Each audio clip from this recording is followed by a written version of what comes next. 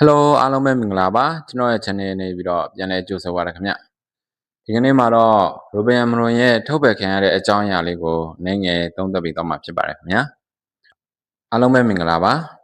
Manchester United ပရိသတ်များခင်ဗျာ United ပရိသတ်တွေအားလုံးကိုအားအသင့်စေသွားတာကတော့နီးပြကြီး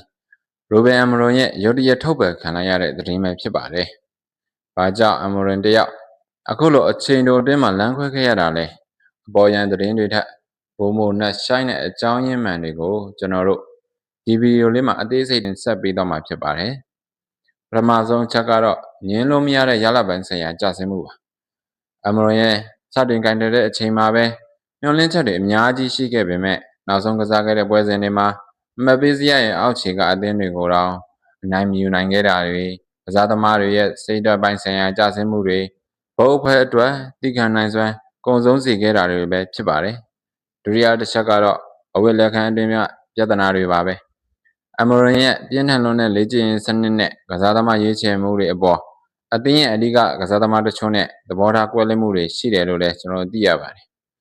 ညီပြရောက်နေတဲ့ကစားသမားတွေရဲ့ထောက်ခံမှုကိုမရတော့တာဟာထုတ်ပယ်ခံရဖို့လည်းအဓိကတွန်းအားတစ်ခုဖြစ်စေခဲ့ပါတယ်နောက်ဆုံးတစ်ချက်ကတော့ဘောအဖွဲ့ရဲ့ရေရှည်စီမံကိန်းမှာသူတို့ဟာအသင်းကိုအမြန်ဆုံး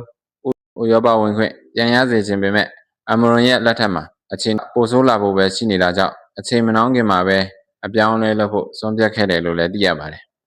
တကယ်တော့အမရွန်ဟာအရန်ကိုတော်တဲ့နီးပြတယောက်ဖြစ်ပေမဲ့ United လို့ဖိအားများတဲ့ကလပ်မှာတော့ကောင်းခဲ့ဘူးလို့ပဲပြောရမှာပါ